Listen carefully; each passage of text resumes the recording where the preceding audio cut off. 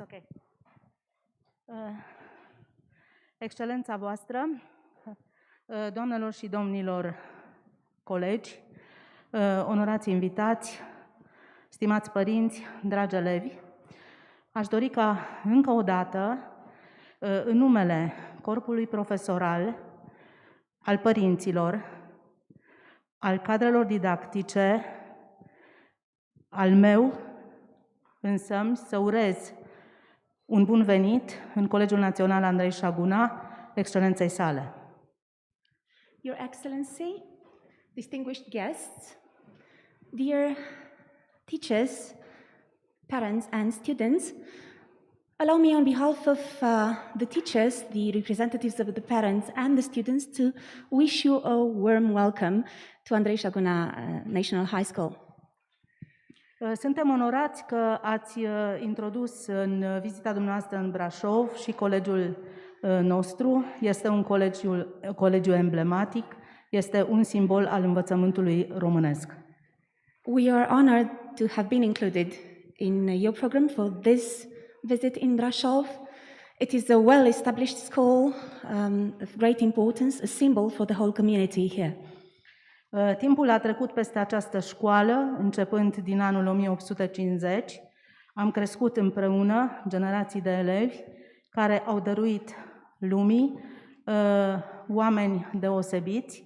Sperăm ca viitorul să reușească să aducă înspre România valorile care, din păcate, acum sunt puțin plecate.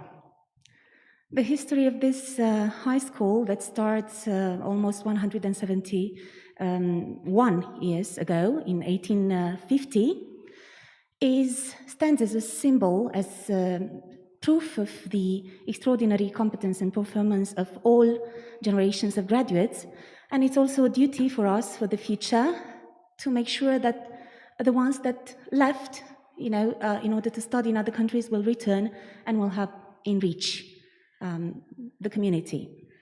Strategia educațională a școlii noastre este îndreptată înspre parteneriate de durată, orientate înspre structuri de cercetare stabile, pe care dorim să le oferim Europei și nu numai, dar totodată dorim să facem parte și să participăm ca parteneri egali. So one of the main objectives of our school in terms of educational strategies is to build bridges through long-lasting partnerships based on similarities, on modern projects, on research in common areas of interest. Dorim să oferim și dorim de asemenea să fim considerați parteneri stabili pentru școli similare din Irlanda. We have a lot to offer, and I'm sure we can be a reliable partner for educational institutions in your country. Nu uităm că țara dumneavoastră a dăruit practic lumii un Ulise, un Leopold Bloom, om care a știut ce înseamnă prietenia, solidaritatea și dăruirea. Acest lucru sperăm să-l găsim și noi în viitor, împreună în proiectele pe care sperăm să le creionăm astăzi. Let's not forget that your country offered its own Ulysses to the world, Leopold Bloom, and you have that wonderful celebration, Bloomsday, on the 16th of June. So the Ulysses there promotes stability and promotes dedication, some values that we want to pursue as well. În acest spirit am pregătit o carte de vizită virtuală, sperăm să vă placă, de aceea o să vă invităm să ocupăm primele rânduri ca să puteți să vedeți un film pregătit de elevii noștri. Este un film, spunem noi, de reprezentare, de așa natură încât să știm exact cum anume ne vom regăsi în viitor. You are invited in the first discs of this wonderful festive hall to watch a short video presenting our school.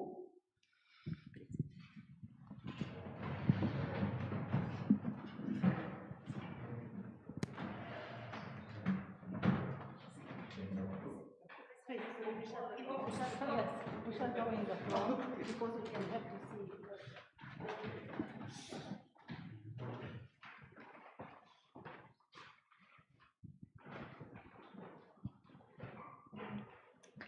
Your Excellency, distinguished guests, dear teachers, parents, and students, welcome to Andrei Șaguna National College in Brașov. We have prepared a short presentation video in which we try to include the activities that we treasure the most in our school, such as the robotics club or the debate club, but also to present you the so-called Șaguna spirit, what makes us feel that Andrei Șaguna National College is our home. We hope you'll enjoy it.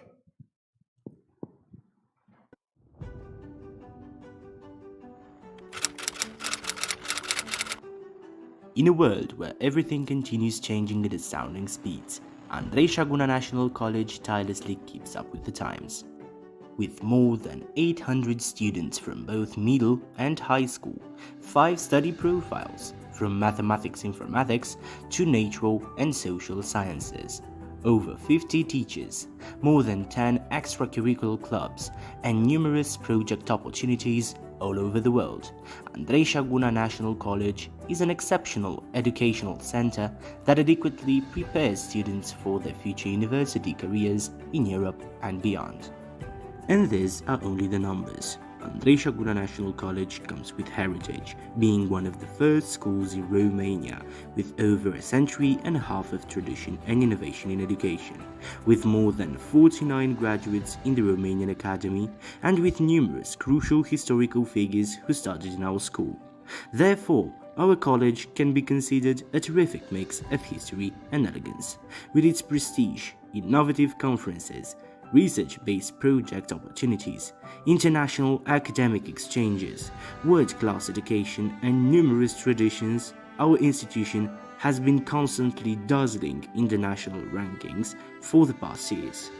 Our school values the education of its students, but also encourages them to fulfill their own passions, from debating on controversial topics and learning the basics of engineering through robotics to being part of the most prestigious squad in the country and playing team sports at a competitive level.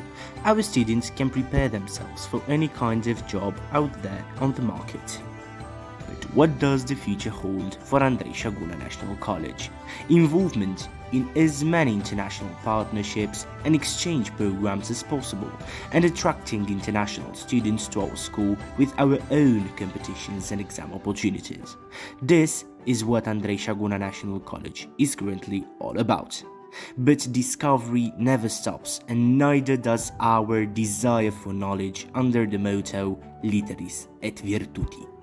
So, we are waiting for each and every one of you at Andrei Șaguna National College in Brașov, Romania.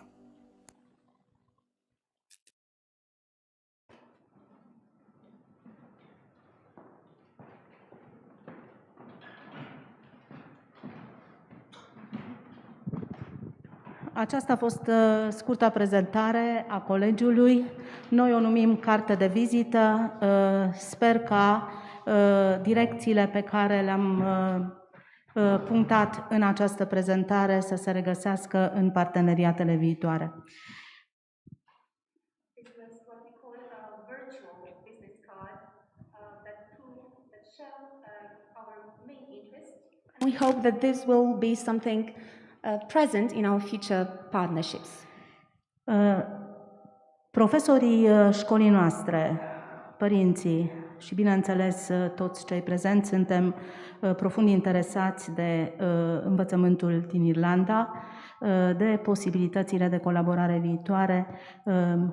V-am invitat cu recunoștință dacă ați putea să ne creionați câteva aspecte în acest sens. It goes without saying that all of us, students, teachers, parents, are very interested in the educational system in your country, so we would be grateful if you could offer an overview of the Irish educational system. Okay. Știu că domnul Excelența sa dorește să fie între voi toți, deci va veni probabil în față și de asemenea a cerut permisiunea să vorbească fără mască. Deci aveți un om deosebit între voi în acest moment absolut istoric al școlii noastre. Your Excellency will probably want to come closer to you and maybe share important information and of course without a mask if you feel more comfortable. Please. Hello, everyone. Can you hear me okay? Yeah. And I'm vaccinated, so I just feel more comfortable speaking without a mask if people are comfortable with that, if that's okay. I'd like to ask, firstly, has anybody been to Ireland? Anybody in the room been to Ireland? Does anybody know anybody currently in Ireland? A few. Yeah, a few. Well, we actually have, I will talk about the Irish education system and what it has to offer.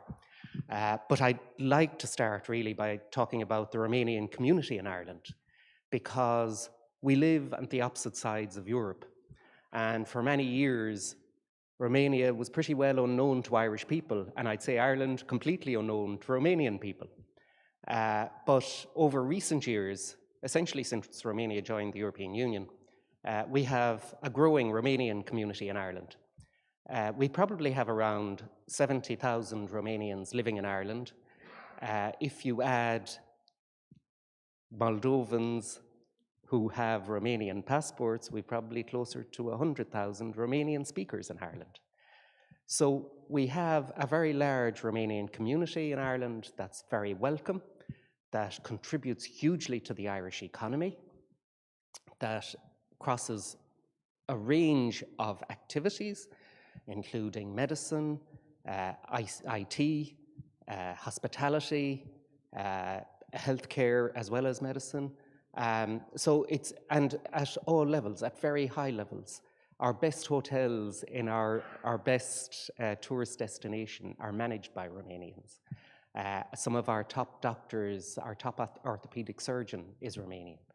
And I know that they retain their contacts with Romania. I know that when we met with Romanian healthcare policy people last year, when they came to Ireland, they met Romanian doctors in Ireland, and they formed a group that will work with the Irish healthcare workers, our policy people, with Romanian policy people. So these, to help the Romanian health system.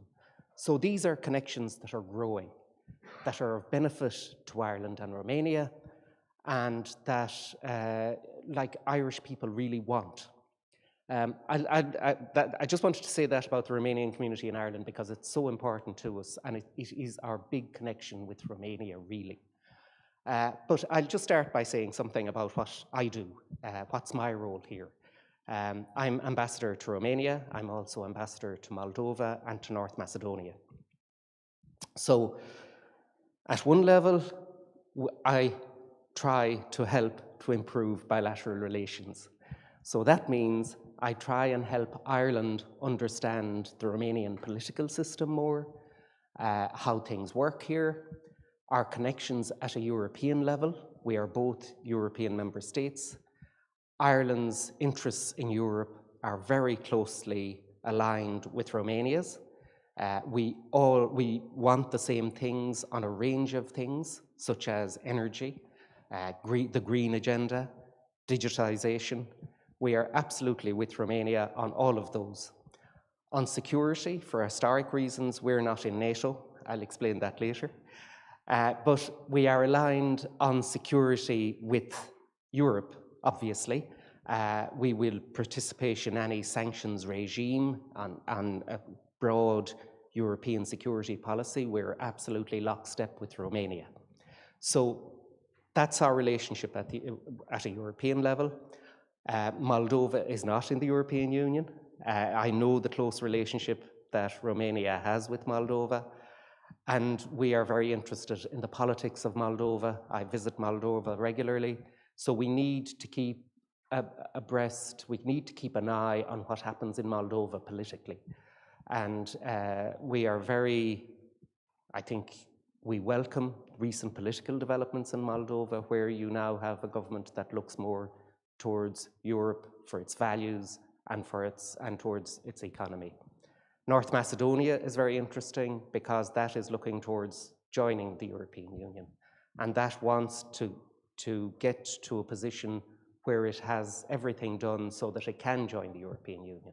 Ireland is very supportive of enlargement of the European Union. Ireland was very supportive Romania joining the European Union. We see the European Union, Ireland sees it as a really important European project, something that helps smaller countries have a voice. And we have found that voice very useful. We celebrate this year, we mark 50 years since we signed the accession papers for joining the European Union. So that's in terms of our bilateral relationship. I also, and my office also wants to promote our business relationship. So we have a lot of Irish businesses in Romania, not many in Brasov, unfortunately. But I think with the airport, this might grow. But we have lots of Irish businesses in Bucharest, in Cluj, and in Timișoara. And Irish companies have invested at least €1 billion in Romania. I think the number might be closer to 2, but we can't say that for certain. But there are some really significant Irish companies here. And what's happened over the last, say, 5 years is that a lot of Romanian people who came to Ireland worked particularly in the IT industry. And the companies that they worked for in Ireland are now opening branches in Romania. And the Romanians who were working in Ireland are now managing the companies in Romania. And we have a number of examples of that, of very sophisticated companies, cybersecurity, other companies that have software and hardware developed, that it's almost all Romanian employees now, but the company is managed from Ireland. And the research and development is in Romania, and the operations are in Ireland. So Ireland really appreciates the Romanian education system, the technical expertise that comes out of the Romanian education system, and just what Romanians are doing in terms of their own capacity and your own capacity to develop yourselves. And Ireland is very grateful to have the opportunity for Romanians to work in our companies. And this is mutually beneficial. I think everybody gains from this. The other thing we want to do is promote Irish culture. And I think people would be familiar with Riverdance. It's probably our biggest international brand. People would also be aware of Guinness. And I wouldn't say that's culture, but it's kind of mixed culturally. But we do try to promote Irish culture in Romania. We have an Irish dancing school in Bucharest. We have a very good Irish dancing school. It was actually won an award as the best Irish dancing school in Europe just last year. And it has students who have qualified for the World Championships in Irish dance. So it's really, really high level. And again, I think that points to just how talented Romanian people are across a range of things. And how that talent, I mean, I know that forever Romanian musicians have worked in the top orchestras in Europe. And we have Romanian musicians in Ireland in our Philharmonic Orchestra. So the quality of people that Romania has, and I'll come back to this again later on, because I think that this kind of finishes what we do as an embassy and our role. And I would like to say something about Ireland, because most of you have never been. Many of you probably haven't read anything about our country. Does anybody know anything about the history of Ireland?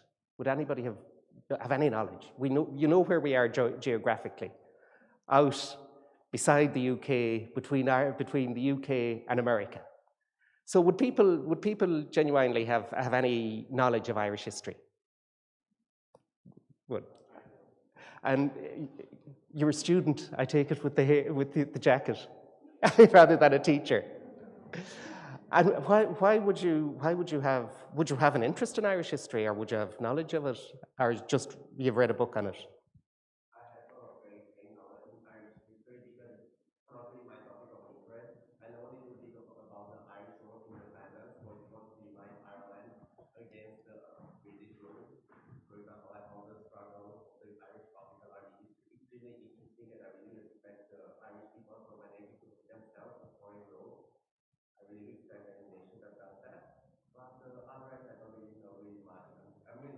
No. I mean, this is normal. I mean, if you ask an Irish person, do they know Romanian history, they will say no. And in fact, our foreign policy, everybody's foreign policy, is determined by geography first, and then history. Geography is your location. It's where the countries around you are the most interesting and the ones that affect you the most. In Ireland, the country beside us that affected us the most was the UK. The country on the other side, the United States, helped us. Helped us as a place that we went to when we were in trouble, where we emigrated to. So this year, 2022, is actually an important year for us. It's 100 years since we got our independence. So in January 1922, the British Army handed over the keys, literally handed over the keys of the location of British rule in Ireland to the leader of the Irish Republican movement at the time, who was called Michael Collins. So 1922 was a very important moment in our history. And how we got to that moment was a struggle, because we had a very big neighbor who was not very nice to us. And essentially, we fought wars, almost continuous wars, from the mid-1500s to 1922. Almost every generation fought against the British to regain the land. So it's a struggle. It's a continuous struggle. But the one event that meant that Britain would not retain its rule in Ireland happened 170, the worst year of it was 175 years ago this year, which was the Irish famine. And obviously people here don't know about the Irish famine, but to give you a context, in 1841, this university was formed in 1850. In 1841, the population of Ireland was 8 million, and the population of England was 12 million. The population of Ireland today is 5 million. In the island of Ireland, it's about 6.5 million. The population of England would be closer to 56 million. So why did Ireland go from 8 million to just growing, and the UK and England, the population went straight up? And the answer is that from 1845 to 1850, there was a famine. The Irish diet was almost fully dependent on the potato, cartof, really important. Everybody ate it, and then a disease came, and the crop failed, and people died. So 1 million people died directly from famine, 1 million people died from disease, 2 million people by 1950 had emigrated. So by 1850, the population was almost down to 4 million. And that was the event that changed Irish history, because after that, Britain would never be able to have the moral authority to keep Ireland.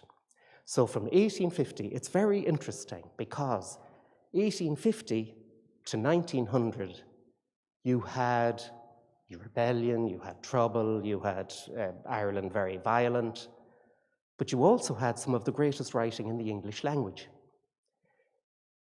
Bram Stoker was born in 1847. Bram Stoker wrote Dracula. The book Dracula was published 125 years ago this year. We will work with Bran Castle to mark that event. We're having an exhibition dedicated to Bram Stoker and the connections between Dublin, Transylvania, all of this, that begins in April. James Joyce, who wrote Ulysses and created that wonderful character Leopold Bloom, he was born in the 1850s, later, 1860s, and Ulysses was published, again, 100 years ago this year. You had Oscar Wilde. I don't know if people have heard of Oscar Wilde, and they know his writing. Oscar Wilde was Irish. He knew Bram Stoker. His girlfriend, who he thought he was going to marry in Dublin, married Bram Stoker. And obviously he had his tragic history. And then we have George Bernard Shaw, who was considered the second greatest playwright in the English language after Shakespeare. This is all one generation. And of course we have William Butler Yeats. This is all the generation, the post-famine generation. And many of them came from the British-Irish side of writing and background. But they all believed that Ireland should be free of British rule, even though they would have come from a group that would have grown up under the English tradition in Ireland. And I think they believe that because they believe, and actually if you read a book called Dubliners, which is short stories, it's James Joyce, it's his first publication, and it really tells a story of a people who cannot progress because they're under occupation. So our revolutionary movement really began then in 1916. And between 1916 and 2022, we fought a war of independence. Unfortunately, in 1922, we also fought a civil war because people did not want what happened because our country was divided and separated. So I think people can see that there are similarities in history in the fact that we live in a divided country, but a country that wants to come to peace, to come to unity through peace. But we have this troubled history, and that troubled history led us to emigrate. So that immigration, it had started before, actually it started, if we go back to the Napoleonic Wars, it started after the Battle of Waterloo, but there was huge immigration, and at that time the price of agricultural produce declined, and then Irish people began to go to America. But when we look at from 1850 onwards, Irish population pretty well declined every year, and people immigrated every year. So we got our independence in 1922. We were very, very poor, bankrupt effectively, and people left every year, and they went to America, they went to the United Kingdom, they went to Australia, English-speaking, places where they could find work, where their family, they would have people from their own community there already, so they would join that community. They saw opportunities in America and in Britain that they didn't see at home. There was no investment at home in Ireland, so you didn't have job opportunities. So Irish immigration was continuous to America. So today we look at the world and we look at St. Patrick's Day and how it's celebrated around the world, because 70 million people around the world think they have Irish ancestry, and 40 million Americans believe they have Irish ancestry. So our connections around the world come from tragedy. You know, they come from this place where people did not go home. Once they left, they didn't go home. They didn't have flights. They didn't have that relationship with their home country. So they lost their relationship with their home country, but they had this continuous wave of people coming from their home country that kept them in contact with them. So where does that leave us? In 1972, 50 years ago, we joined the European Union. And the first 20 years of our membership were not very good. We were the poorest country in Europe when we joined.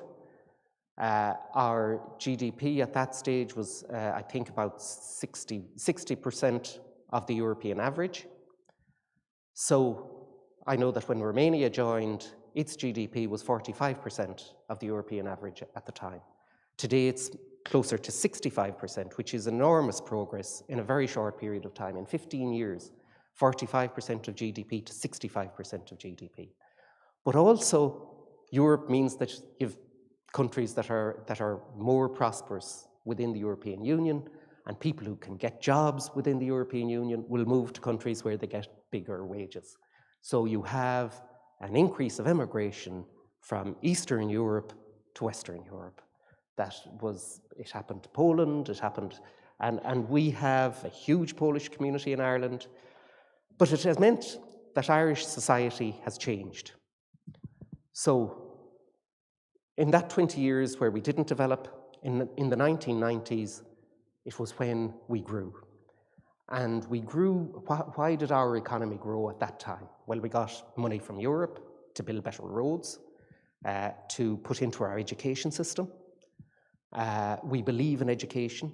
When we were growing up, we were told Ireland has no natural resources. So it was very difficult to get investment. So we had no mines, we had no oil, we had nothing other than the land, agriculture. So we had people, and we also had connections to America. And those people who had left America had done very well in business in America. So we set up an actual board made up of Irish business and American business and Irish officials to find ways for American companies to invest in Ireland. And we had young Irish people who were being educated, and we said to the American companies, we've a lot of people here who are educated, you have money to invest, will you invest the money in Ireland? We're members of the European Union, we have access to European markets, we can be your bridge between America and Europe. And that's what we did. And we ensured that they had political stability, that they would have industrial stability, that we could tell them over the next 10 years, if you invest here, everything will be fine. And it was, and they invested huge amounts of money, and today we generally get one of the highest levels of American investment into Europe comes into Ireland. And that's our story. We've gone from being one of the poorest countries in Europe to being one of the wealthiest countries in Europe. We still have immigration. But now, when Irish people leave, they leave to join companies in the rest of the world. So our population has changed from being 100% white, 100% Catholic, almost 100% Catholic, to now having over 16% of our population, of our growing population, our 5 million, were born outside the island of Ireland. We have people who have come from all over the world. It's not just the European Union, it's not just Eastern Europe. We now have people migrating to Ireland from all over the world. And I think I can say that the people who have come to Ireland like Ireland. Irish people like having them. It's really important for Ireland that we have an international, that we don't all look the same. that we can say to people, we are welcoming. We have businesses here that need international people. So we have to create the conditions where people coming in are comfortable. So I think I'm very proud of the fact that Ireland was the first country in the world by referendum said that there should be gay marriage. I know these are controversial things in Romania, but I think it's really important. And I think it's really important for countries to welcome everybody from every part of the world. We can't be choosy. We can't say, we want you because you're very smart and you look like me and you have the same religion as me, so you're great, and everybody else shouldn't be here. I think it's really important that the world has changed.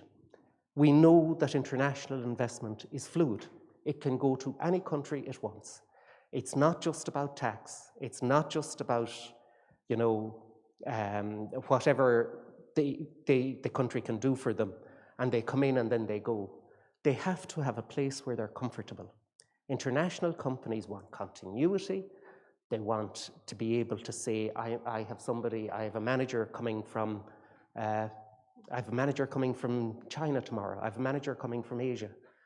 How will they come in to the Irish community and be accepted? I have a gay manager. Will they be accepted? Will they be free to walk the streets of Dublin holding hands with their partner and nobody will say anything to them? And the reality is, this is the way the world is now. Countries have to adapt. And our country has adapted remarkably, I think, in a short period of time. And I think that's why we're welcoming of people from other countries. But it's not just about what we can get from them. I think they contribute to communities in Ireland. And we understand this. When we were white and Catholic and everybody looked the same and spoke the same, it was a very boring country to live in. We didn't get, we didn't have Riverdance. We didn't have this thing where Irish culture was cool. When I was growing up, Irish culture was the last thing that was cool. And it was in rural communities, and people in ways were ashamed of it. But it took people to get international influences in music, in all of the things that you need to grow your culture, and the new things that come into culture. Because culture can get very static, but it needs influences from outside. And this is what makes, I think, Ireland a more interesting place today. A population that meant that we could attract investment. It was also education that meant that when Irish people went abroad, they got good jobs. They weren't working on the buildings in England, which was the traditional route. They weren't working in the service areas in New York and Boston, which meant that they weren't just waiters and whatever in New York and Boston. And these were the things that helped us. It was education more than anything. And then it was investment later on in American companies coming in, and I went through all of that. But it's the mentality that's the most important thing. It's how you feel about yourself, how you feel you will interact with the world is the most important thing in determining your success. And your success both in whether it's in your country, because your country needs good people in administration. It needs good people who want to do the right thing and who look at policies and say, where do we need to be in 5 years as a country? What are the things we need to do? So our education system is this. When you go to your education through primaries up to the age of 18 is free for everybody, it's universal, and it is pretty much all of the same standards. So if you go to a private school in Dublin and you pay your fees, or you go to a school where you don't pay fees, you have the same access to university from whatever school you're coming from. Access to university is you pay a registration fee of between 3,000 and 5,000 euro, depending on the course, and that is your only fee. It's annual. It's 3,000 to 5,000 euro, depending on the course, and then you're in university. You apply through what is called the Central Application Office. It's a CAO, and it's the same for everyone. It's based on academic achievement and nothing else. It's got nothing to do with background, money, anything. It's academic achievement only. And then you come out the other side, you can do your master's degree, you pay probably 5,000 euro for a master's degree, again per year, and that's it. And that's for Irish students. It's exactly the same for international students within the European Union. So anybody within the European Union who wants to go to university in Ireland faces the exact same thing. It's 3,000 to 5,000 euro registration fee. It's based on academic achievement. And if a Romanian or European student has lived in Ireland for 3 of the previous 5 years, they have access to grants, which means that they have access to funding that will give them their accommodation. Basically, it will pay for accommodation. But it's the same amount of money that an Irish student would get. They would be treated exactly the same as Irish students. There are very good universities in Ireland of a very high international standard. They are generally in our cities and larger towns. So we have 3 outstanding universities in Dublin, very high academic standards and well recognized internationally. We have one in Cork, we have one in Limerick, the University of Limerick that people might have heard of. We have one in Galway. We have a number of regional technical colleges that are, again, of a very high standard. We have gone from looking at our university system in a very academic way to really working with industry and the industries, and particularly I would have to say American investment in the regions. So my hometown is Galway. It's a town of about 80,000 people on the west coast of Ireland.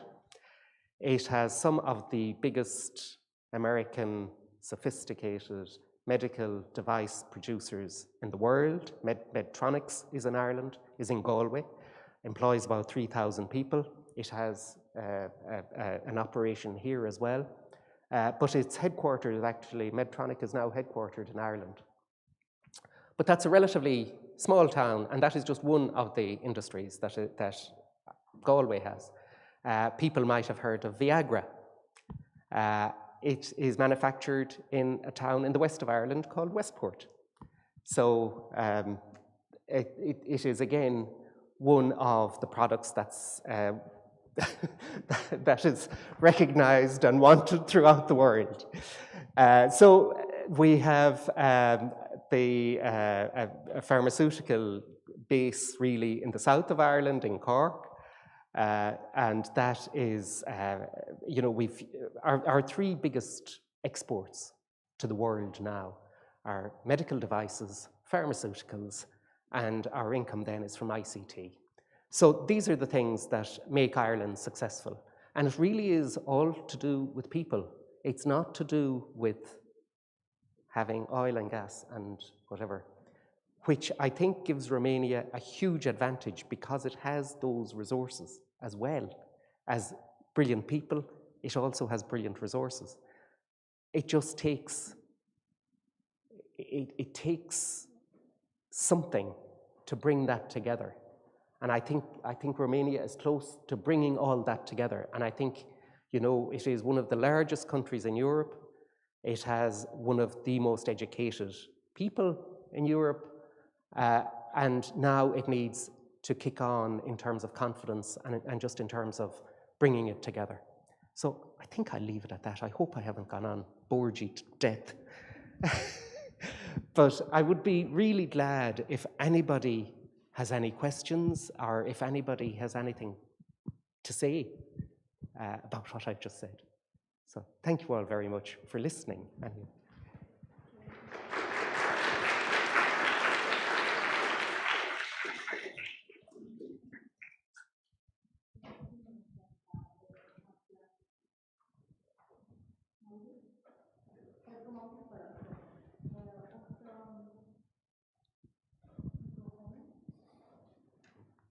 Cred că s-au jucat colegii voștri Is pe la that okay? butoane. Yeah. Da? Acum e bine. O să vă rog să puneți întrebări legate de sferele dumneavoastră de interes. Foarte, foarte important. Știu că mulți dintre voi ați venit chiar interesați despre învățământul din Irlanda, care este extrem de ofertant la ora actuală pentru voi toți. Deci chiar vă rugăm să interveniți. Excelența sa este deschis la un dialog. Excellency, please ask any questions, because we know that many of you have a real interest in the Irish educational system. Your Excellency, it is our greatest honor to have you here with us today. I'm speaking on the behalf of our high school students' council. My name is Ivana Manitiu, and I'm the representative of this organization. This organization somehow develops the connection between the teacher corps and the students, and it is a representative structure which furtherly develops any sorts of projects based on social engagement, on students' engagement, on the civical part, on the practical part, experiments and so on. My question would regard the European Union relationship within Ireland and with the Irish Republic. My question is the following. I'm wondering, in Your Excellency's opinion and in the opinion of the Irish government, is there a necessity of a common European policy in terms of education and within the educational system? Or shall these policies be somehow more related to the part of the countries? Thank you so much. That's a very interesting question, because the European Union has competencies in certain areas, and obviously it doesn't have competency in education. And I think there are a variety of reasons for that. One is language and languages and minority languages. One is, again, it's history. It's education systems don't come out of nothing. They come out of history. The history of this institution is 1850, 171 years. So every country, every member state has its own history and its own view of education. And it's very difficult to be prescriptive and decide what an education system in a country should be, because it is bound up with your culture, with your heritage, and society. And you cannot impose change on a society. Society has to come to that view itself. Like, just as an example, in the 1980s, Ireland went through a trauma of referendums on abortion. And you had very strong views in Ireland that abortion should not be legal and it should not be available to women. And Ireland, up to, it was the Lisbon Treaty, Ireland was still very much against abortion. And we inserted a protocol that said Ireland would never, that the European Union could never decide on abortion as a European Union. It had to be up to a member state, and Ireland had a derogation. Now, Irish society changed. In 15 years, Irish society changed completely. And we had a referendum on abortion, and it was non-controversial. People believed it should be available to women. But if 15 years earlier, if the European Union said, you have to have abortion, we would have left the European Union without a doubt. So education is part of society. It is who we are. The Romanian education system has huge strengths in areas that are historic. It's really, really strong in the technical side of things, really strong on chemistry, physics, on mathematics, on a whole range of areas that Ireland could not compete on in the Romanian system. Like, Romanian students in Ireland would be very much advanced on Irish students in these areas. Whereas Irish students, I think, would probably be more advanced in other areas. There are other things that Irish students are interested in. And that's not to say that we're not developed in everything now, we're great. But this is the way education systems are. And education systems within member states are really important to them. They're really, like, parents are really concerned about the education of their children. And if they thought that something was coming in that they didn't like, it would be very difficult to impose it. So that's why I think the competency for education is really a national competency. But at the same time, there are things that Europe can do to make it better, to help. And that is Erasmus. It's these things of bringing students together, bringing teachers together. Let's have best international practice. Let's do things together that will improve everybody's system and that will improve people's connectivity so we understand each other better. So I think this is kind of where education has a real role to play in Europe and where it's really important. Thank you.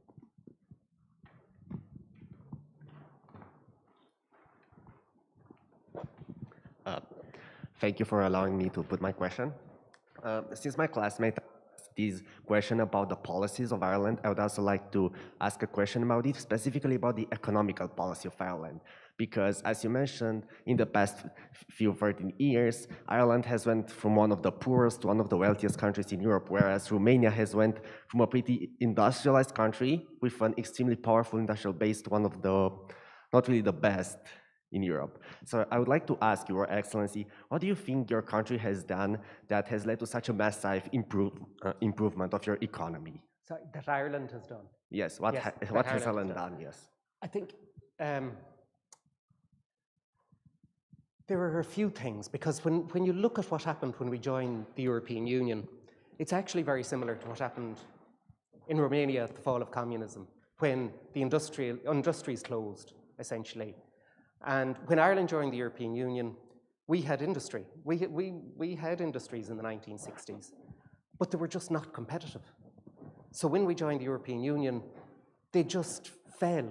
They couldn't last. We had huge unemployment in the 1970s. Nobody here will remember, but we had an oil crisis in the 1970s, an energy crisis in Europe, in Western Europe. That meant that we got huge immigration again in the 1970s. So what did we do? In some ways, we actually, at that time, in the 1970s, we followed the traditional policy of the UK, actually, in terms of industry, which was, workers. There were workers who kind of went against change that had to happen in industries. So they wanted to keep their jobs, naturally, but they thought that they could keep their jobs by just keeping the factory open. And in the modern world, it doesn't work. So the first thing is you have to accept the world as it is. You have to be competitive. You have to understand that other countries are competitive on some things, and you cannot be competitive on everything. But you decide what you want to be competitive on. And you decide where you can get investment. Like, this is where I see the huge opportunity for Romania, because we didn't really have an industrial base. We didn't have a history of people working in factories. We didn't have a history of people in urban society. We were a rural society. Dublin was a much smaller city. When Ireland got independence in 1922, Belfast, which is in Northern Ireland, was a bigger city than Dublin. So Ireland had a lot to learn, and it took us a long time to learn it. I can safely say it took us 50 years to learn lessons. So Ireland's lesson was, you have to be part of the modern world. You have to have an educated people. You have to have a workforce that's adaptable, that can change with changing technology, that you can adapt to changing technology, that you give industry, you give international investment what it needs. So it needs people, it needs security, it needs to know that if it invests money today, it will get a return tomorrow. And it needs to know that the government won't tax it to death. They need continuity on tax. They need continuity on all these conditions. And then you need to be adaptable. And it's all of this. And it takes time. It doesn't happen overnight. And then you have to have a country that is willing to develop, willing to put money into an infrastructure, willing to change. And again, that takes time. None of this is easy, and none of it will happen in a day. And the other thing, but the huge advantages that Romania have, and they're huge, is it has a country that is very big, it has a big population. All of these are advantages, not disadvantages. It has huge natural resources. It's very beautiful. It could develop a huge international tourism industry. Ireland went from being a very local tourism industry to being really international tourism industry today. It's one of our highest income earners is tourism, and that's in a country that has no warm weather and no snow. So I think we do good marketing, and we sell ourselves well, and we have a story. And these are things that I think Romania needs to develop. It needs to develop a story, something that it can tell internationally. So that's why marketing is really important. It's really important to think about where you are, what you want to be, where you came from, what are the things that internationally people want to hear, and you tell a story. And Ireland is good at that, and I think Romania needs to develop that more. And of course, Romania has huge natural resources that are really desirable and that people want, and people, you know, it's just got huge resources. So that's, yep. So if you will allow me to put this one other question I have. Sorry, I'm sorry, could you just take down the mask? It's just Yes, the words yes, are unclear. I also really hate Thank it. you, It's thank absolutely you. horrible. Sorry, I'm Yes, just I for also this, speak really just for fast. this So moment, like, yes, it's no problem. I appreciate that mask wearing, you know, the way, I'm sorry, but It's the okay. virus and everything has been terrible, and I appreciate that we need to be really, really careful. So I'm sorry to Yes, say this. there's no problem. So my other question would be, as you mentioned, the change in economical policy that a country should do to gain more wealth.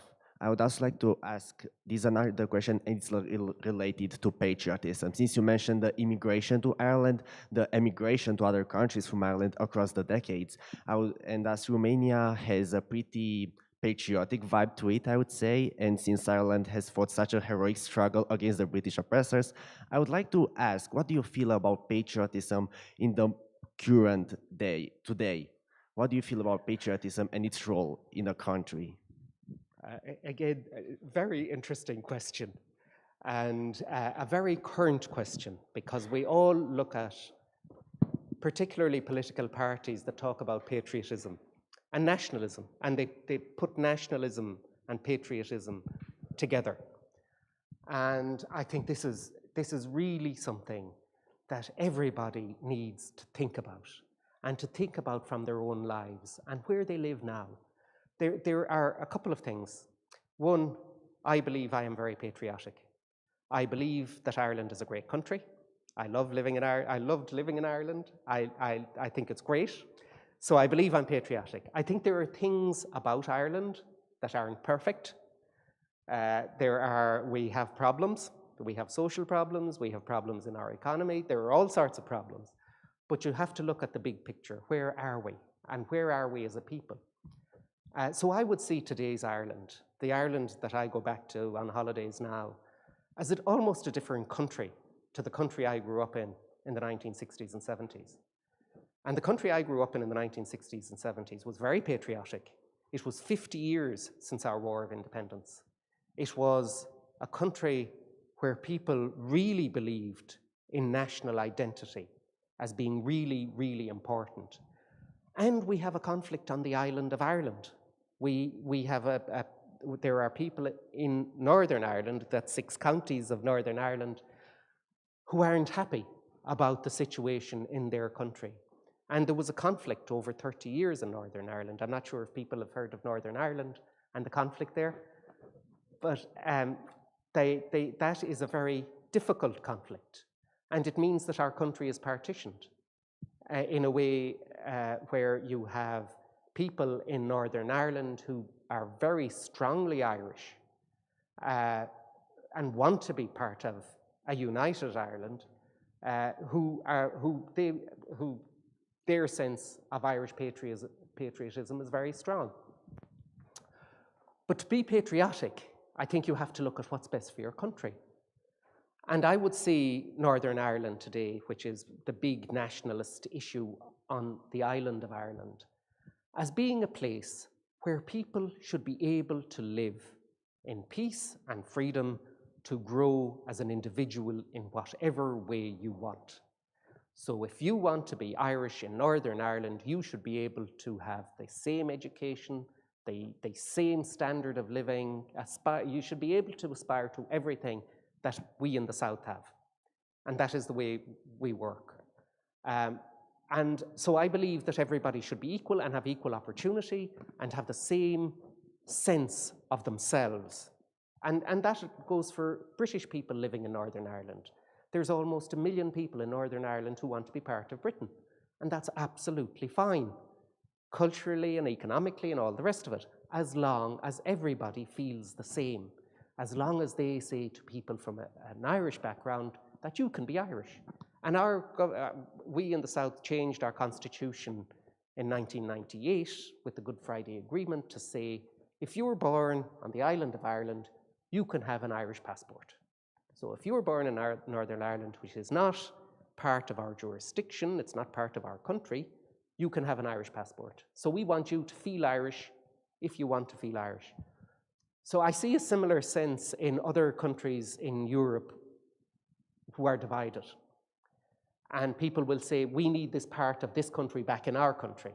And you will have Catalonia independence movements, you'll have all sorts of, I won't mention Moldova, but there are issues around Moldova.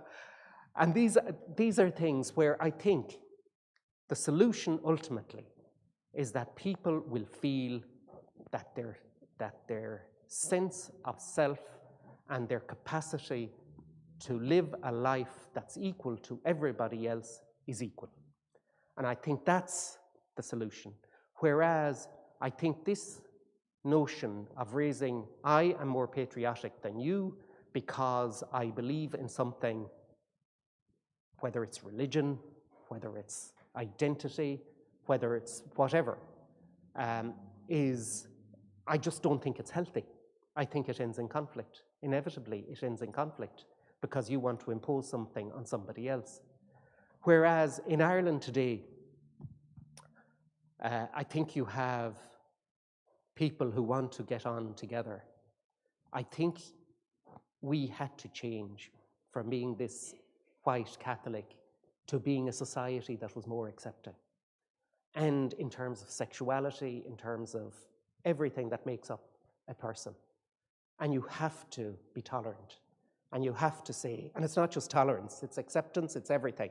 It's not just, I'll put up with that, even though I don't like it. You have to be more willing to say, this is fine. This does not change me in any way. It doesn't affect me in any way. I am fine with somebody, whether they're black, they're brown, they're whatever, whether their sexual identity is different to mine, whatever, or sexual orientation is different to mine or whatever. You have to accept what people are, and then you can grow. Whereas anything else, you end in conflict, to my mind.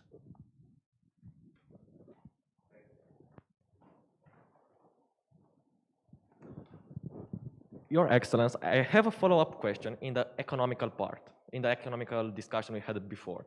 I've got a huge interest in this area, so do you want me to take off? Please. Yeah, I know I speak kind of of bad. It's so. actually hard to get it clear. Yeah. Yeah. I've got a huge interest in this part, and I really want to know, because I read that some huge companies have the headquarters in Ireland, in Dublin, like Google or Apple, or for what I know, even Samsung. The top 10 companies in some the world of the best. have their headquarters in Ireland. And I want to know, what can do a student, a dreamer in his 20s who is studying at college in order to set up a business in your country, and how does the government help that person or help that dreamer to achieve his dream? Well, can I say that this again, very interesting question, because I think every country now has startups, and every country has supports for startups, and I know Romania has supports for startups.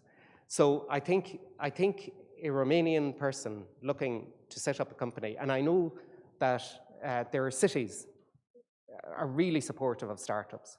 So I wouldn't want to say to anybody, if you want to set up a company, you need to go to Ireland to set up a company, especially a young person. I think there are opportunities here for young people to set up companies. So having said that, there are, I mean, we've government supports and all of that for startups. And if people have ideas and whatever, we have what's called Enterprise Ireland. It is our main vehicle, it's our main way of getting entrepreneurs going in Ireland. So there are opportunities. If you look at Enterprise Ireland's website, you will see the range of supports that there are for startups and for young people who want to start their own business. So there are a huge range of supports, and there are very few obstacles. There are very few things that are put in your way to stop you. Now, we have the usual thing of financing, and venture capital and all of the things that a young person would have to go out and do to find money.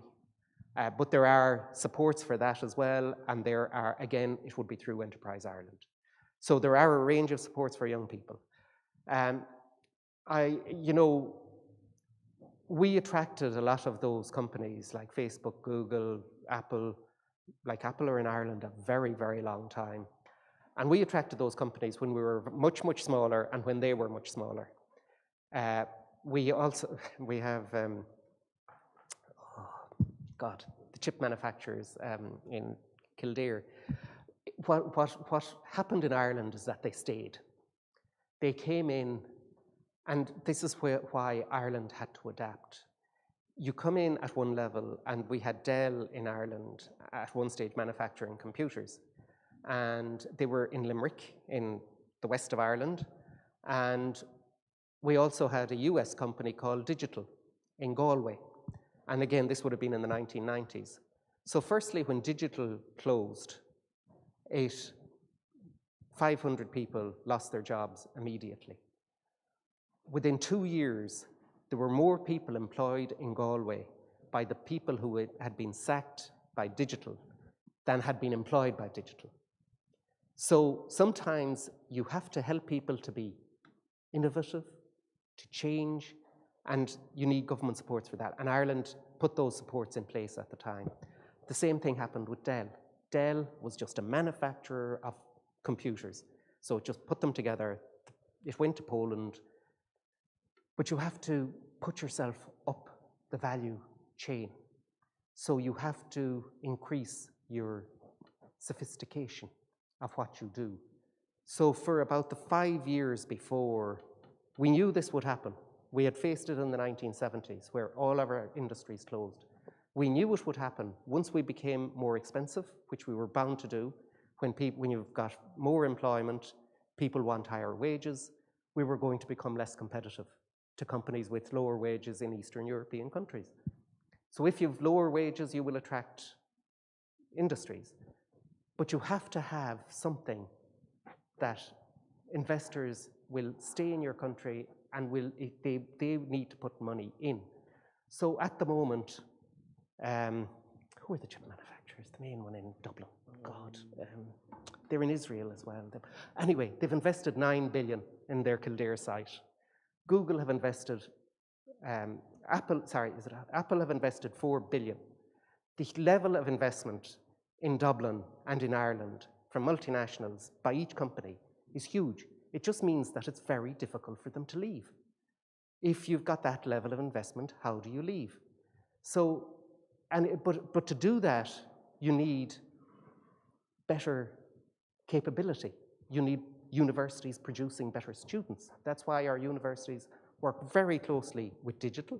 They work very closely with Apple. They work really closely with these industries to produce students that are produce graduates that they need.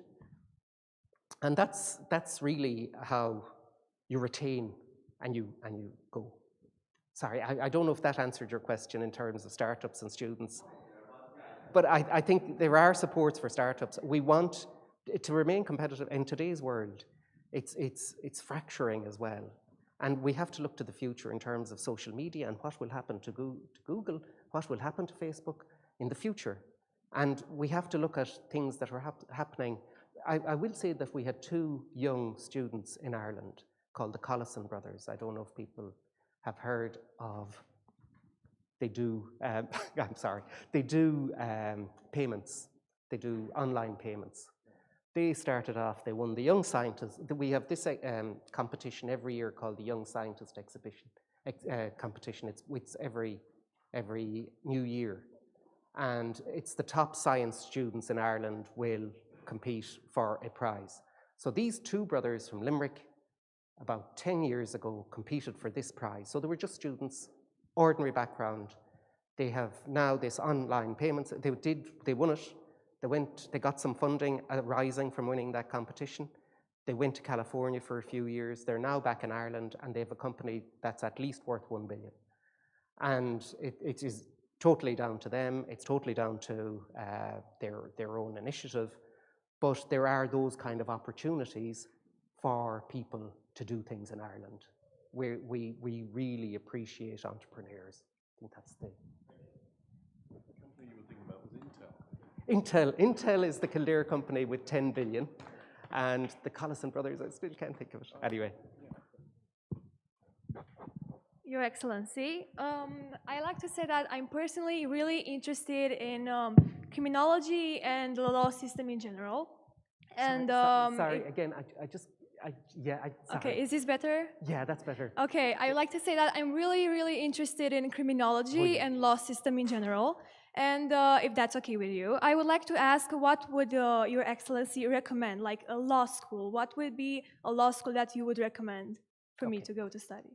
Okay, I can't recommend a single law school. There are loads of universities who provide legal degrees, law degrees. In Ireland, that is not the final step in terms of a legal qualification. If you want to practice law, you would need to do an additional degree. A law degree is really good for working in an institution or working in a company, but you cannot practice law. So if you wanted to practice law, you would need an additional qualification. But there are, I would say, pretty well every university in Ireland will have a law degree course. So it would be a matter of looking at each university and seeing what specific aspect of law you might be interested in, whether it's company law, criminal, as you say, criminal law, but you would have to look at, and you know, a lot of these are general degrees that you wouldn't specialize until you've left. So. And sorry, Martin is here on the education side of things. If you want to contact me, I'll help you with more specific information about the individual law schools, what their specialities are in Ireland. And also we could talk about medical school as well, yes, because there are a couple of quite important factors there. The Irish medical schools are very good. And as the ambassador has said, they're very open to Romanian students applying. But however, there are a couple of factors you need to consider. One is the level of the baccalaureate, because there is a correlation between the Irish assessment of the Romanian baccalaureate and admission. And secondly, there is a specific exam that you take in order to, as part of the qualification process to apply at medical school in Ireland. And again, we can help you with that because you need to prepare for it rather than just taking it on the day. And in terms of law school, there are a wide range of law schools, and they have specialities and elements. And also, as the ambassador said, it's a two-stage process. You get a law degree, and then you go on and more the practicing admission, and both of them are connected. And again, I mean, the international aspect of Irish education is very important, I think, for Romanian students to consider, that these qualifications are internationally recognized. And the alumni, which again is very, very important. If you look at the big universities, I mean, Trinity College, University College Dublin, the University in Galway, in Cork, in Limerick, these have very large international alumni. And this is a very, very important factor. And Ireland has learned a lot from the United States. I think it's fair to say US universities lead the world in terms of alumni. I mean, I know some of the students are visiting the United States fairly soon on a physics competition. Princeton. When you go and visit Princeton, and I think my wife is helping to organize a visit to Yale, you will get a sense of the alumni and how they work together, raising money, raising profile for the university, and making sure that the university and the students are part of an international organization, a network. So I think, again, that's something to consider with Ireland, Irish education. But maybe, Your Excellency, if you could just talk about the medical school application, because I know quite a lot of students in Romania are very keen on medical school application, and the specifics there. Yeah. Could I ask first, who's interested in medical education? Wow, that's really good. So the Irish system, it's very difficult to get, just to put the negatives first. The academic requirements for medicine in Ireland are very, very high. And I presume that's here as well, and it's pretty well everywhere, because you're guaranteed a very high income international career, at least apart altogether from your wish to help your fellow man and your wish to be a good doctor. So we know that you know, the requirements for a medical degree are very high. In Ireland, the maximum number of points, if you do 7 subjects, it's a points system. So the highest number of points that you can attain if you get the top grade in all of your subjects is 600. And for medicine, generally, the entry point for undergraduates is about 600 points. So that is the level of competition. The baccalaureate, if you were to get the maximum points in the baccalaureate, it would be around 550 points. So it's just to be aware that our system, you will get slightly higher points than a baccalaureate. Now, that 600 points is not set. It can be less. It could be 560, it could be 550, but it's at that level. So a baccalaureate at the top marks could make it, but may not. And you won't know that until each entry year. So that's the negative, but it's also the reality. It's highly competitive, but access is the same for everyone. So you would be competing at Irish students, they would be competing against you. It's a competitive world, but you would have equal opportunities to Irish students. That's just the first point. I don't have the fees, but the fees are pretty similar. It's around 5,000 for a medical degree for fees. It's not hugely different. It's not, you know, very high or hugely different to a general degree of 3,000. So it's between 3 and 5 for all degrees. So it may be 5,000 for medical, but it's not hugely different to that. So they're the entry requirements. Pretty well all universities do medical degrees. So Galway, Limerick, Dublin and Cork, and Trinity, and there are 2 colleges in Dublin that do medical degrees. So they're well spread throughout the country. Martin mentioned the additional requirement, which is called the HPAT. So that's the additional exam that everybody has to undertake. And people do need to prepare for that. It's cognitive reasoning, I think, generally, but it's wide, it's broad as well. So people would need to be very familiar with it and have done courses to train for that all Irish students do. So it would be no different. In general, in terms of English, the level of English required for Irish universities would be above the Cambridge language test. So it does mean that people would have to be very fluent in English. What other? You're looking at about 6.5 on IELTS as the minimum for English. The other factor I think we do need to discuss, because in fairness, we have to show both sides of the coin. There is the cost of living factor, yes. particularly in Dublin, because Dublin is such a successful city, particularly in terms of financial services, but also as we discussed, that the cost of accommodation is quite high.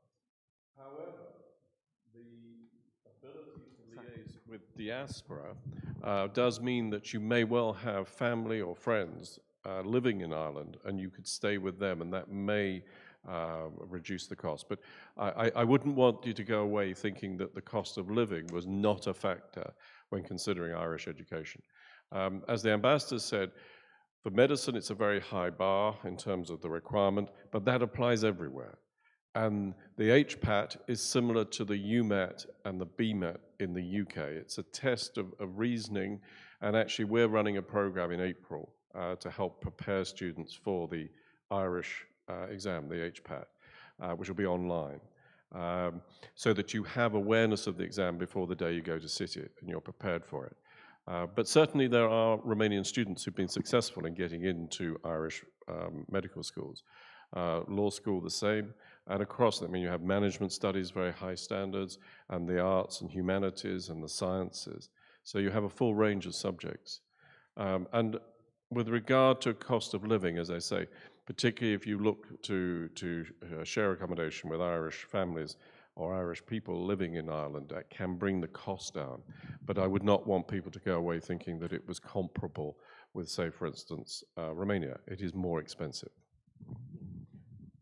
But I would just add, to mitigate that somewhat, that people can get part-time jobs in Ireland. There are lots of part-time jobs, and the pay, I can't think of the exact minimum wage, but it's close to €15 an hour.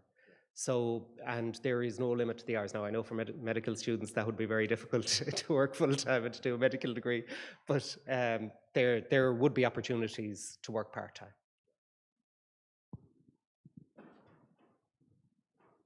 Your Excellency, what are the strongest subjects in Ireland? As I understood, medicine is the strongest. I mean, developed the strongest. But what are the other strongest subjects in Ireland?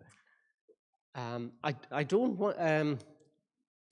I'd say business management and management degrees are very strong. IT, I would say similar to Romania, IT. I think, you know, if you look at where the Irish economy is in terms of pharmaceuticals, in terms of IT, and management and marketing and these type of things, like Irish people still go for general degrees. People will still do a degree in English, a degree in history. They're important, but they're not as desirable as they once were. And but they can lead you to marketing degrees and further study in law and this kind of thing. So you will have a lot of Irish students doing that type of thing, where they'll do something that they're really interested in, and then they'll do something else. But for students coming in, I would say it's interesting, let's say, that for Irish companies, they see the strengths of the Irish operations in terms of our broader skills. We're English speaking. We're the last, larger than the tiny member states, but we are English speaking in our daily business. So that gives us an advantage in Europe at the moment. I mean, it's a reality. We're fluent English speakers, and we're the only member state that produces a large number of graduates who are fluent English speakers.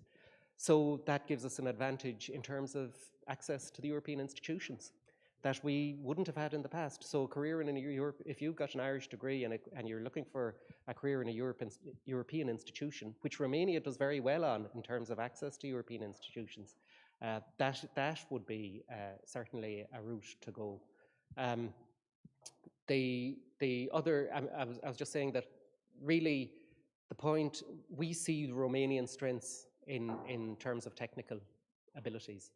I think in some ways it's a perfect marriage where we have marketing and we have more general skills, and Romania has more technical skills. And some of these companies have said it to me that the very, very strong technical capability that Romanian students have, that Ireland wouldn't have that really, really high, strong capability. But we're getting there, and we do have, parts of our universities that are really developing on the technical side as well. The other side is the vocational courses. Ireland is very strong in areas like, for instance, film production, music, all the entertainment. Fashion is very strong as well. And not just the academic study, but then moving on actually into employment, into long-term careers. Fashion has now become a very established industry in Ireland. So it's not as if it's small, art and design. These are well-established businesses. In addition, Dublin is the English-speaking financial capital of the European Union. And that is very significant because while Paris, Frankfurt have banking, Ireland has actually the largest concentration of the major banks. If you look at the American banks, JP Morgan, Citibank, they have their largest operations in Europe now, in the European Union, in Ireland. And I think that's only going to increase, partly because Ireland gives a very good platform, tax and other incentives, and a very stable platform, but also because of the quality of the education and the quality of the graduates that are coming through. And we see associate industries like cybersecurity, which again has a link to Romania. I mean, you were saying this morning, the ambassador was mentioning that he visited 2 companies recently in Cluj, one employing 500 people, Irish-owned, Irish-managed, 500 people, and another one with 300 people. So there's an example of the Romanian-Irish link coming in real terms, commercial terms. Irish capital, Irish business, established in Cluj with 500 people in one company and 300 in another. And let me say, it's not Irish managed. In Romania, it's Romanian managed. And the cybersecurity company, there's one in Bucharest, and Romania, Bucharest will be the cybersecurity center for the European Union. The technical side of that is based in Bucharest, and the operational side is based in Cork. So again, it's something that we are working together on very well. Thank you.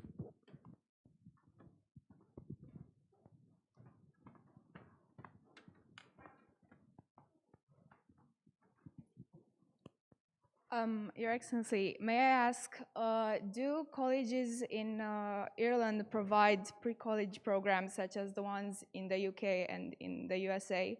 And if there are any, could you give us some examples so we can have an idea? When you say college programs? Sorry, could you just repeat the first part? Maybe with the mask. What do you mean? Pre-college programs such as the ones in the UK and in the USA, so like summer schools and so on. A short period of time in which you can get used to the college life that you may have after finishing high school. Martin, you can take that one. Yes, they do, in short. We would need to check, and I will actually check and post something on our social media with regard to COVID. We were looking, for instance, the other day in Singapore, which has traditionally some very good summer programs, and actually they're suspended this year because the government is not prepared to grant permission or certainty that in the summer, June, July, August, they will be able to, international students will be able to come into the country and stay. I will check to see what the status of the programs are this summer. But yes, both the universities have them and also private organizers using school facilities, etc. So you get a taste of Ireland and Irish education in, say, 1-2 week program. Yeah.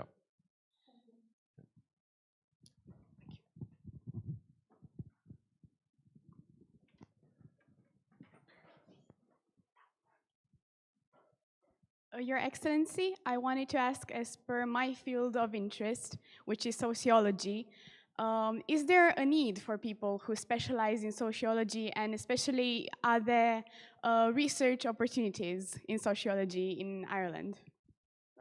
Oh, right. Sorry, okay. No. I'm a specialist in Irish education, so it's better to pass the mark. The answer to both parts of the question is yes. I mean, firstly, at undergraduate and at graduate level, there's a lot of work being done in sociology. And in terms of applying that education in employment, both as formal sociologists, be that in public institutions or in consulting firms or in commercial businesses, and then allied to that, sociology is a major part, for instance, of recruitment in human resource management. Again, in a lot of management consulting, the big four draw heavily on sociology because they're using sociological analysis, data gathered, etc., and analyzing it to begin to interpret business and other trends. One key point with Ireland is that it's very well established tradition of Irish graduates going into international institutions. Ireland has always been very well represented in groups like the United Nations, the European Union, GATT, the trade treaty, groups like that. So again, sociologists are employed and working in those areas too. And the major consulting firms are very, very strong in Ireland. So Accenture and companies like this that are global. They have presence in Romania, but I would say in the main they have a larger presence in Ireland than they do currently in Romania. And likewise, you would be able to join groups and consider working maybe part of your career in Ireland and then coming to Romania. As the ambassador mentioned, the heavy investment in Cluj are managed by Romanian people who have trained and built the first part of their career in Ireland and then come back. So again, the big four, PwC, EY, those groups, Accenture, other big firms, but then domestic, smaller Irish groups, and as I say, international institutions are all very well represented in terms of sociology and affiliate subjects.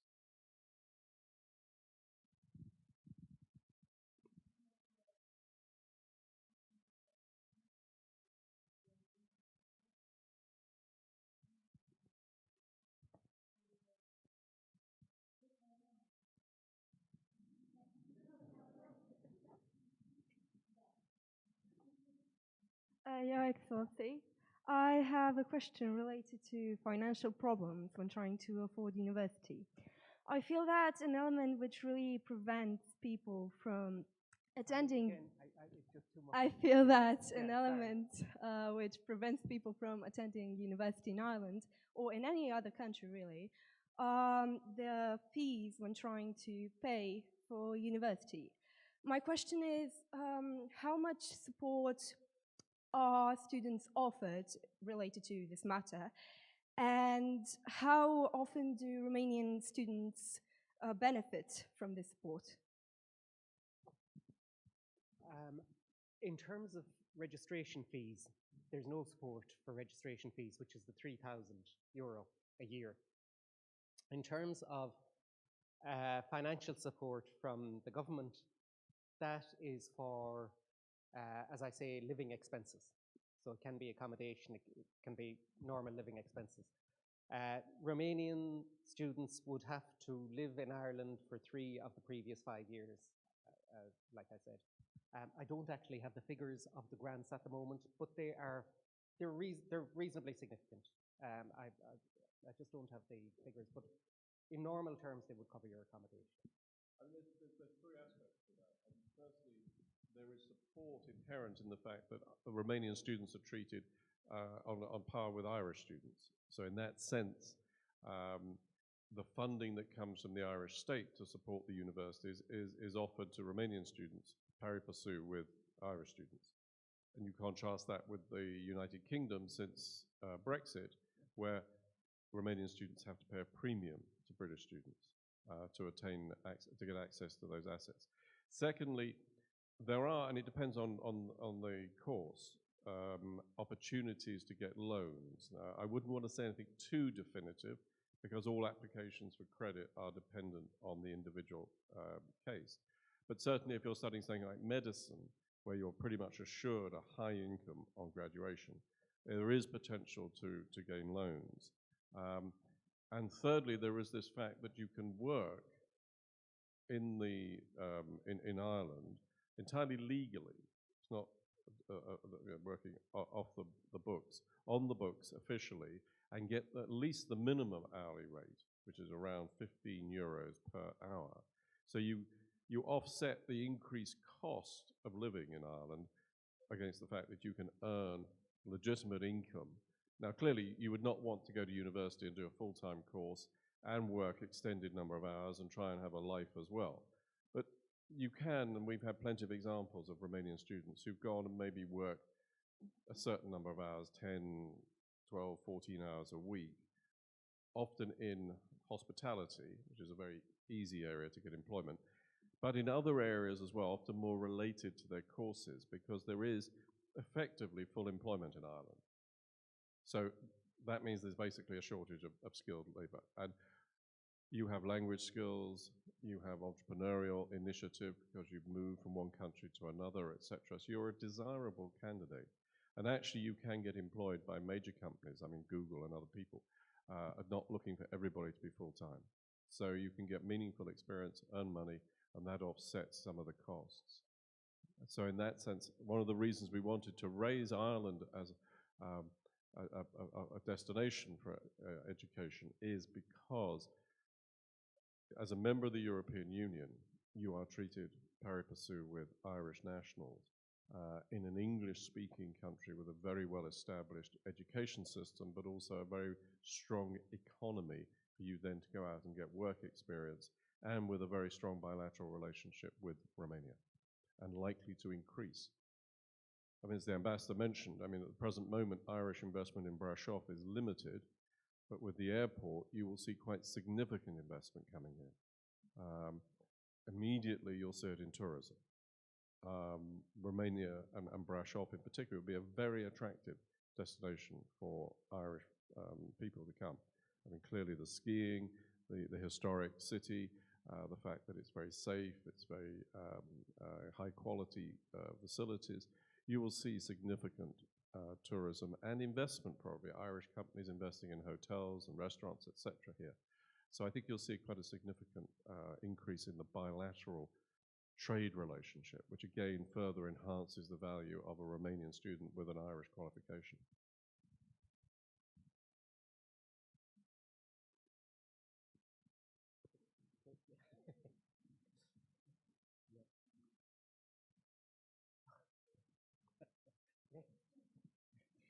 Your Excellency, I would like to know regarding your educational system, if the Erasmus program allows Romanian students from high schools to go on an exchange of experience before deciding to apply to a university in your country.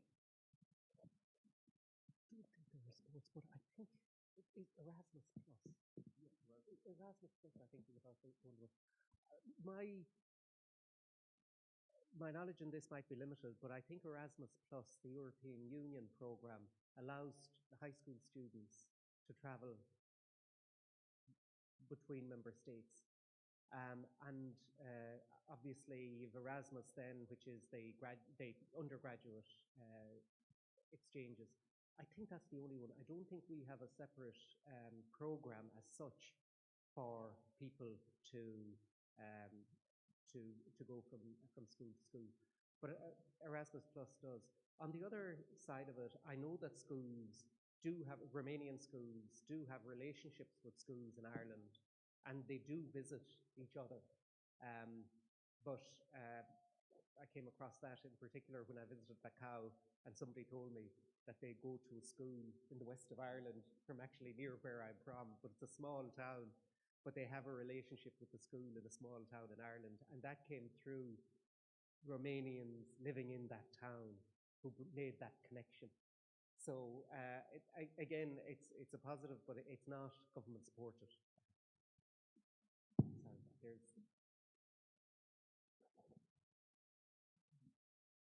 Thank you so much, Your Excellency. I wanted to ask, what are the opportunities both in studies and careers in other scientific domains, such as physics and all branches of it, or scientific research? I'm afraid that's too specific for me. Yeah, I wouldn't want to mislead you by naming specific employers, but if you look at the whole range of activity in Ireland, clearly those domains are in demand. And the Irish education system is very well managed at the top levels. Yeah, sure. Yeah. That Dublin City University, maybe, like it's at university level. Dublin City University has a lot of expertise, as does University College Dublin. And so I think DCU, Dublin City University, would be a place to start, let's say, as well as UCD. And there is employment. In Ireland, is well managed in the sense that they're not producing graduates in domains where they don't have any employment. And so in that sense, and a lot of the Irish education has been reviewed, as the ambassador mentioned before. People studied the more academic subjects, history or literature or classical languages, but a lot now of the focus has moved toward having more vocational related, so hence economics and management studies, strong areas of marketing, but also on the creative side, a lot of the creative talents. Ireland had for a long time, and I think still has, a film production incentive program. So Hollywood movies are made in Ireland. So there's an industry. It's the hub and spoke economic principle. The production is the hub, and the spoke is the spokes are lighting, sound, digital imagery, etc. All of these businesses, and there are a lot of those in Ireland. There's a lot of creative businesses that are strong, profitable companies that offer good long-term careers. So it's not as if you're speculating, trying to become an actor. You've got a technical skill that's in very strong demand. So there's a close correlation in Ireland because it's a relatively small country that's well managed in terms of the ministries and the government. They're not producing a lot of graduates where there are not job opportunities within the economy. So it's not as if you are graduating and then having to leave Ireland to go and find work. So almost all the subjects that are offered are matched against demand with opportunities. So certainly something like physics, there would be employment in specific jobs that would use those skills and then probably take you on into other more commercial areas. I wouldn't like to talk down the humanities, but we still have a real interest in literature, and we still have people coming out with English degrees. I don't know if people know Sally Rooney and Normal People. Have anybody seen that?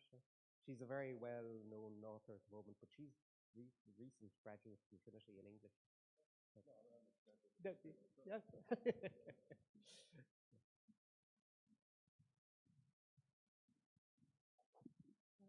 Excelența voastră, transmitem din partea colegiului o înaltă considerație pentru deschiderea dumneavoastră. Your Excellency, you have our highest consideration for your openness towards the Romanian educational system and our college. Sperăm ca această primă întâlnire să se regăsească în viitor și să reușim să găsim până la urmă acele punți comune pe care le dorim, bineînțeles, cu toții, de ambele părți. We hope that this first visit marks the beginning for a future collaboration for everybody. I guess we have found the common, we have found the bonds that somehow connect us. Mulțumim tuturor participanților, mulțumim pentru intervenții, pentru interesul dumneavoastră. Vă dorim o zi bună. Thank you everybody for your presence here. We wish you a good day.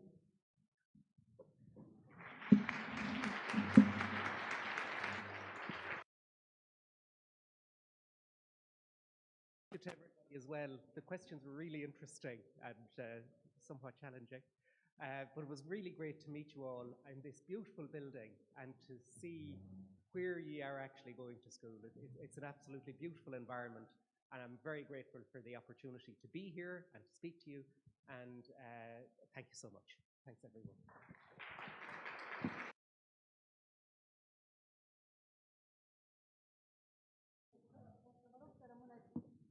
Două cuvinte vreau să spun și eu, îmi cer scuze, doamna director. Părintele, dar astăzi sunt mai mult în calitate de președinte al Camerei de Comerț și Industrie și împreună cu doamna director am stabilit, să spun așa, astfel de întâlniri vă sunt foarte utile și ori de câte ori o să am ocazia să am în vizită la Camera de Comerț o personalitate, fie că e de domeniu economic, fie că este politic sau chiar, știu eu, antreprenor de succes, voi veni către dumneavoastră, sper că v-a trezit interesul astfel de întâlnire și în viitor sper să facem cât de multe.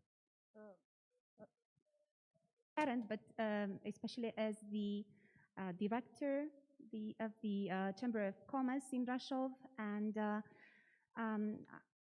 this type of visit will be something that I'm going to consider in the future. I'm going to facilitate with other important personalities that will come and visit our Chamber of Commerce as well. Domnule ambasador, cred că ați avut o zi excelentă, cel mai frumos oraș din România, Brașov, cel mai serios colegiu din Brașov, Andrei Șaguna, și ulterior vom merge la Camera de Comerț, deci va fi o zi extraordinară. Your Excellency, I'm sure you had a good day in one of the most beautiful cities, even the most beautiful city in Romania, and of course in one of the best high schools in Romania. Și la o singură întrebare vreau să răspund. Pentru startup-uri în viitor înseamnă 2-3 luni, 30-40 de mii de euro pentru cei care au idei antreprenoriale. Putem face astfel de parteneriate prin Camera de Comerț. O să vă ținem la curent. Am dorit să facem această legătură între cele două instituții, o instituție de învățământ și o instituție care coordonează destine. L-am invitat pe domnul Costea, dumnealui este în calitate de părinte aici în primul rând, dar totodată și în calitate de președinte al Camerei de Comerț. Urmează o întâlnire cu dumnealui care cred că vă va trezi interesul într-un viitor foarte apropiat. O zi bună vă dorim și rugăminte, dacă puteți să rămâneți, este dorința domnului ambasador să facă o fotografie împreună cu voi.